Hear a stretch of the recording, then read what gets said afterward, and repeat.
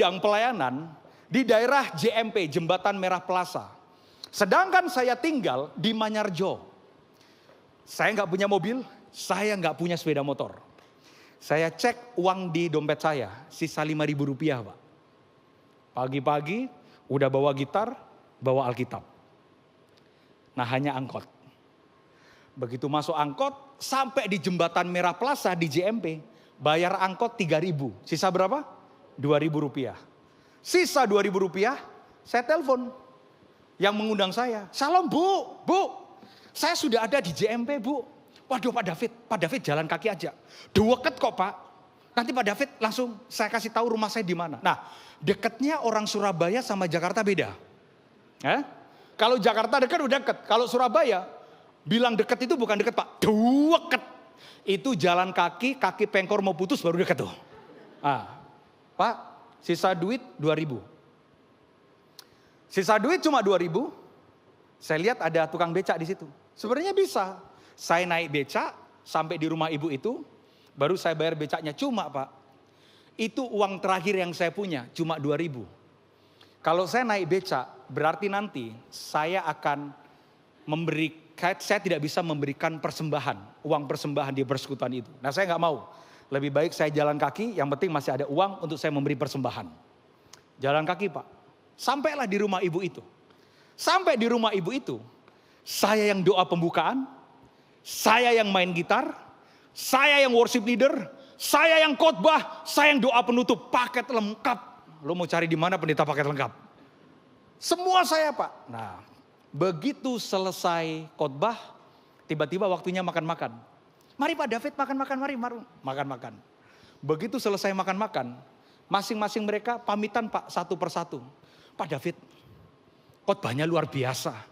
Begitu jabat tangan dalam nama Yesus, kok nggak kerasa apa-apa ya?" Oh mungkin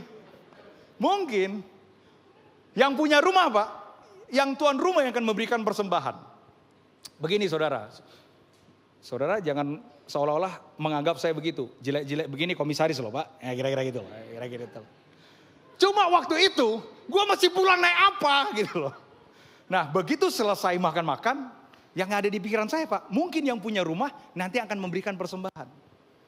Begitu saya sudah ambil gitar, saya ambil Alkitab, saya pamitan. "Bu, izin Bu ya, mau pamitan pulang duluan." Buat seorang hamba Tuhan ada 2 jenis persembahan setelah melayani.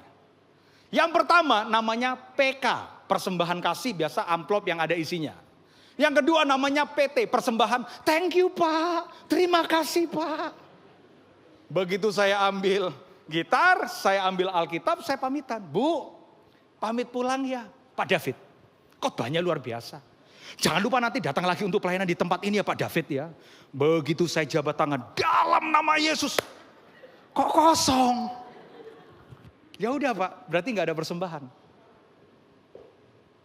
Apa yang saya lakukan? Saya ambil gitar Pak, saya ambil Alkitab, saya jalan kaki. Berapa kilo? Silakan cek sendiri. 21 kilometer. Mampus gak tuh kaki itu? Oh, kilometer pertama Pak, masih rohani. Lagunya apa? "Indah rencanamu Tuhan di dalam hidupku." Begitu masuk kilometer ke-8 Pak, kaki kok sakit. Lagunya ganti. "Yesus perhatikan tiap tetesan air mata." Begitu udah sampai kilometer 14 deket Tunjungan Plaza, lagunya lain. "Di puncak Golgota ada penyalipan." Nah, saya pakai sepatu pentofel Pak. Tiba-tiba kaki saya kok sakit. Saya duduk di trotoar dekat Tunjungan Plaza Surabaya. Begitu duduk Pak, saya buka sepatu saya, kaki saya lecet Pak, ujung ke ujung Pak. Lecet, perihnya ampun Pak. Waduh, itu pakai sepatu pentofel, panasnya minta ampun, udah lecet kaki ini. Itu pengen Pak rasanya. Saya berdoa ke Tuhan. "Tuhan, terima kasih buat berkat-Mu. Tapi kutuk aja ibu-ibu itu Tuhan." Itu. Pengen rasanya itu. Tapi kan kita kan orang rohani Pak. Sorry. Tidak akan pernah ada kemuliaan tanpa proses dan pengorbanan. Am I wrong? Ya kan? Nah, saya duduk di trotoar. Saya lihat mobil lalu lalang. Habis itu saya pakai lagi sepatu, Pak.